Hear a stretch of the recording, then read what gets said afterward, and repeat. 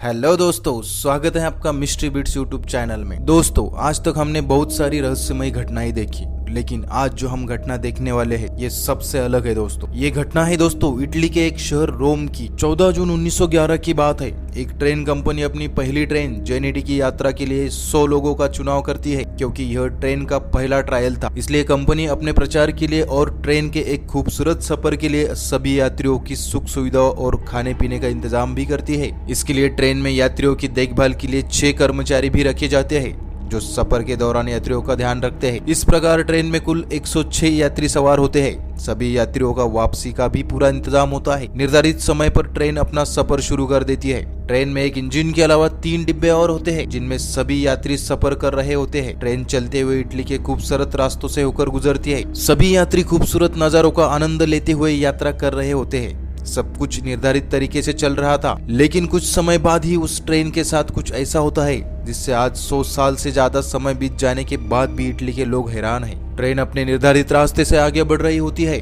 Train के रास्ते में एक टनल आती है जिसका नाम लोम्बार्डी टनल था। यह टनल लगभग 2 किलोमीटर लंबी थी। यह टनल बहुत लंबे समय से इस्तेमाल की जा रही थी, इसलिए इस टनल से गुजरना ट्रेन के लिए कोई खास बात नहीं थी। यह ट्रेन के लिए एक आम रास्ता था, लेकिन इस बार यह ट्रेन टनल के एक सिरे से अंदर तो आती है, लेकिन इसके दूसरे सिरे से बाहर नहीं निकलती। वह ट्रेन इसी टनल के भीतर कहीं खो जाती है। इस घटना से इटली के सभी लोग आश्चर्यचकित रह जाते हैं। एक दिन का समय बीत जाने के बाद भी उस 106 यात्रियों वाली ट्रेन का कहीं कोई अता पता नहीं था।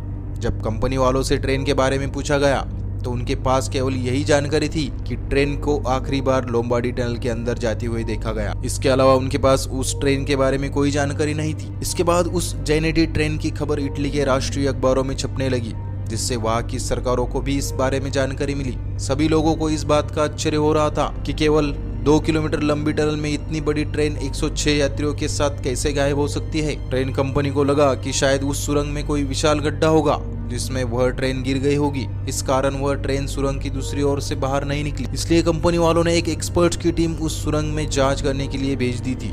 सभी एक्सपर्ट डरते डरते उस सुरंग में पहुंचे, क्योंकि इस घटना ने सभी के मन में एक खौफ भर दिया था। एक्सपर्ट की टीम ने उस टनल की बारीकी से जांच की, लेकिन उन्हें न तो टनल के भीतर कोई बड़ा गड्ढा दिखाई दिया और न ही उन्हें उस ट्रेन का कोई सुराग मिला।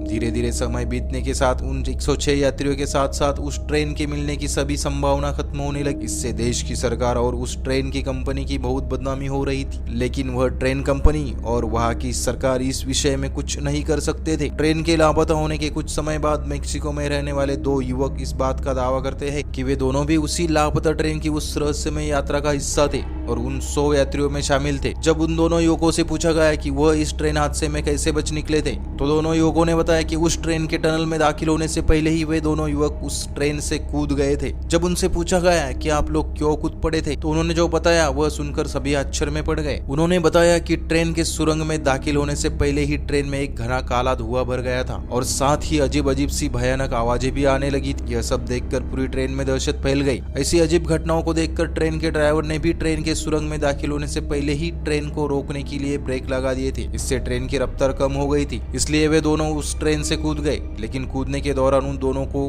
काफी चोटें आई और वह कुछ दिनों तक वही बेहोश पड़े रहे, जिससे उन्हें कुछ भी पता नहीं चला कि आखिर उस ट्रेन के साथ क्या हुआ था। उनके साथ की गई पूछताछ और जांच पड़ताल में सरकार को कुछ ऐसा मालूम नहीं चला जिससे उस ट्रेन के बारे में कुछ सुराग मिल सके, क्योंकि उन दोनों की ही मानसिक हालत कुछ ठीक नहीं लग रही थी, इसलिए उनकी बातों पर विश्वास नहीं किया जा सकता। इसके कुछ समय बाद एक और ऐसा दावा सामने आया जिसने फिर से सभी को सोचने पर मजबूर कर दिया। यह दावा था मेक्सिको के एक डॉक्टर का। उसने बताया कि इस हादसे के अगले दिन कुल 104 लोग उसके पास इलाज करने आए थे। वे सभी लोग मानसिक रूप से बीमार थे। डॉक्टर ने यह जानने की बहुत कोशिश की कि उन सभी लोगों के साथ हुआ क्या था, लेकिन उस डॉक्टर को कुछ भी समझ नहीं आया, क्योंकि वे सभी लोग बहुत अजीब हरकतें कर रहे थे। इस दावे पर इटली के लोग भरोसा नहीं कर पा रहे थे, लेकिन जैसा कि डॉक्टर ने कहा था कि कुल 104 लोग थे और पहले दावा करने वाले 2 युवकों को भी इसमें जोड़ दिया जाए तो यात्रियों की संख्या पूरी 106 हो रही थी। लेकिन अंत में इस दावे से कुछ भी हासिल नहीं हो रहा था। समय के साथ लोग भी इस हादसे को भूलने लगे थे और सभी जांच एजेंसियों ने भी इस विषय पर हार मान ली थी और इसी के साथ यह ट्रेन हादसा एक गहरा राज बनकर रह गया। लेकिन कुछ वर्षों बाद इस ट्रेन के बारे में कुछ ऐसी बातें सामने आई जिनसे सभी लोग फिर से हैरान हो गए। जैसे कि इस ट्रेन को अलग अलग समय पर अलग अलग जगहों पर देखा जाने लगा, जिसमें रशिया, स्पेन, इटली, मैक्सिको और यूक्रेन के कुछ शहर शामिल थे।